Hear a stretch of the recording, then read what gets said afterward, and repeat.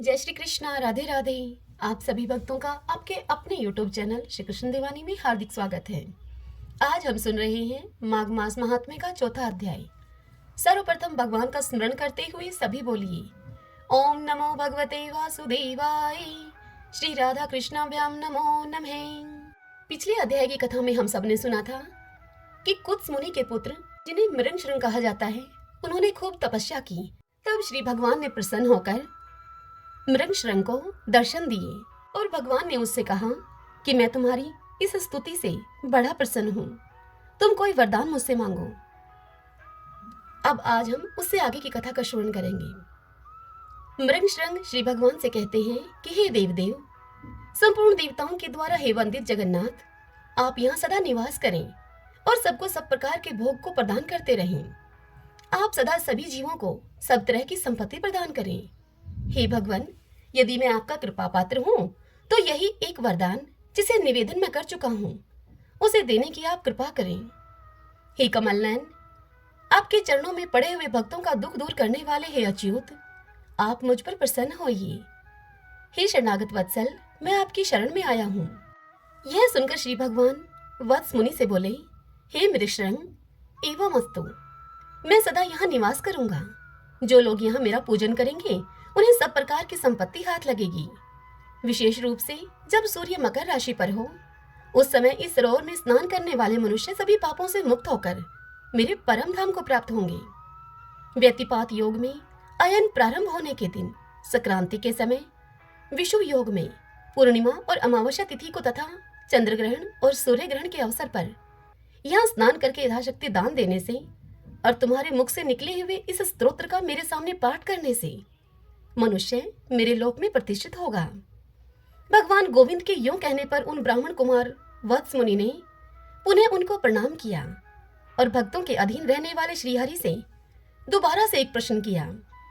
मृगशृंग बोले, हे कृपानिधि, हे देवेश्वर, मैं तो कुत्स मुनि का पुत्र वत्स हूँ, फिर मुझे आपने मृगशृंग कहकर क्यों संबोधित किया?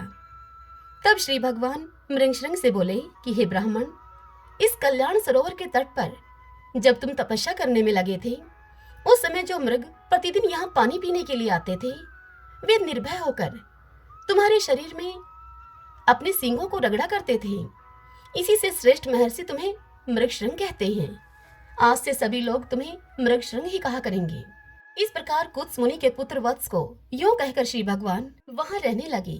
तदंतर मृगशृंग मुनि ने भगवान का पूजन किया और उनकी आज्ञा लेकर उस पर्वत से वे चले गए। संसार का उपकार करने के लिए उन्होंने गृहस्थ धर्म को स्वीकार करने का निश्चय किया और अपने अंतःकरण में निरंतर वे आदि पुरुष कमलनयन भगवान विष्णु का चिंतन करने लगे।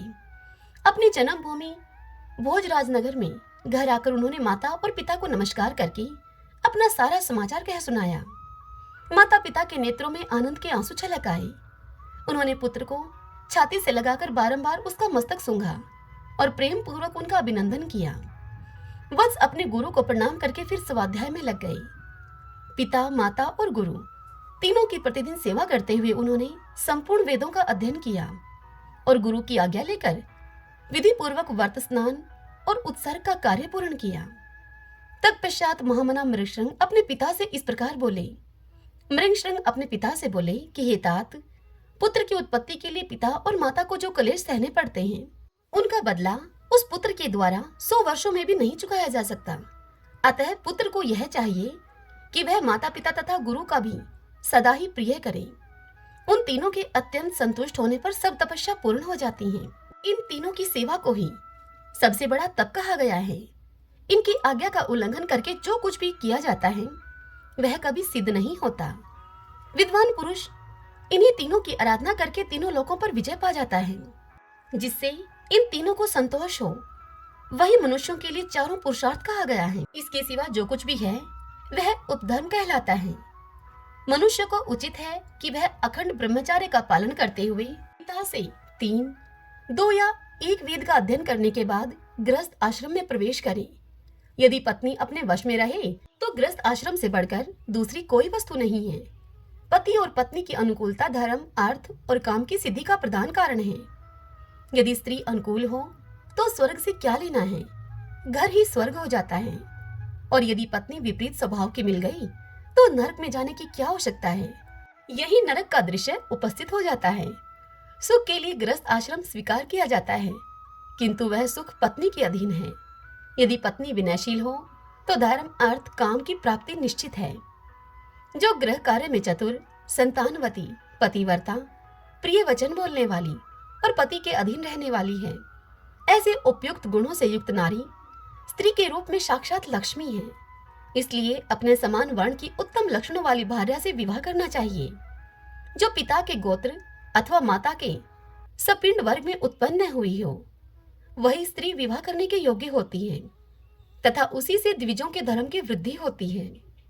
जिसको कोई रोग न हो, जिसके भाई हो, जो अवस्था और कद में अपने से कुछ छोटी हो, जिसका मुख सौम्य हो, जो मधुर भाषण करने वाली हो, ऐसी भार्या के साथ विवाह करना चाहिए।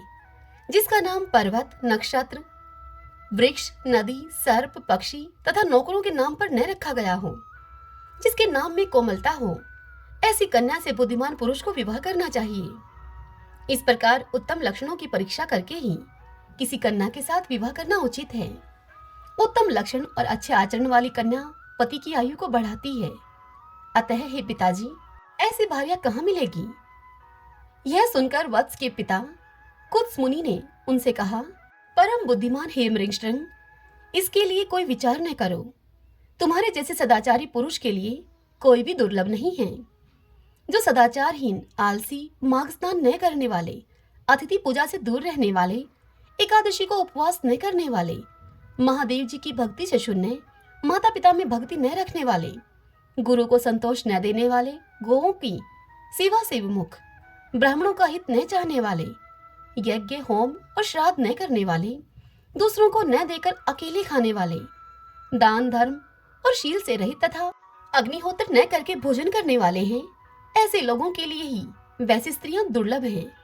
हे बेटा, प्रातःकाल स्नान करने पर माघ का महीना विद्या, निर्मल कीर्ति, आरोग्य, आयु, अक्षय धन, समस्त पापों से मुक्ति तथा इंद्रलोक प्रदान करता है। हे बेटा वत्स, माघ मास सौभाग्य, सदाचार, संतान वृद्धि, सत्संग, सत्य, उदार भाव, ख्याति, शूरता और बल सभी कुछ देता है। कहाँ तक गिनाऊं तुम्हें, वह क्या क्या नहीं देता है।